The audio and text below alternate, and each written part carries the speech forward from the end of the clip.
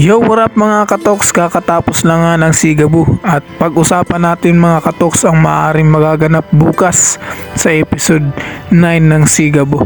So dito nga mga katoks, talagang kinakailangan na ni Gabo ng malaking pera dahil nga sa pagpapaopera ng kanyang tatay. At dahil nga sa pangyayaring ito, talagang nagdesisyon si Gabo na pasukin na itong grupo na to na tinatawag nilang Anino. Pero bago ang lahat mga katoks, in-encourage muna siya ni Tatang na kung talagang gusto niyang pumasok sa grupong ito. Pero binaliwala ni Gabo.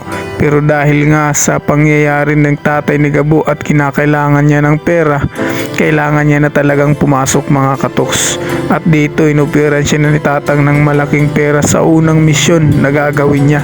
So at dito nga mga katoks, makikita natin ito yung mga tao na kailangan niyang subuin.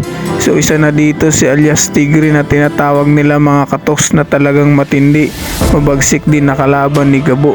At hanggang dito na lang mga katoks, ito yung ating maaaring abangan bukas sa episode 9 ng Sigabu. Kaya kung hindi ka pa nakapag-subscribe sa ating YouTube channel, mag-subscribe ka na para lagi kang updated sa mga i-release nating video.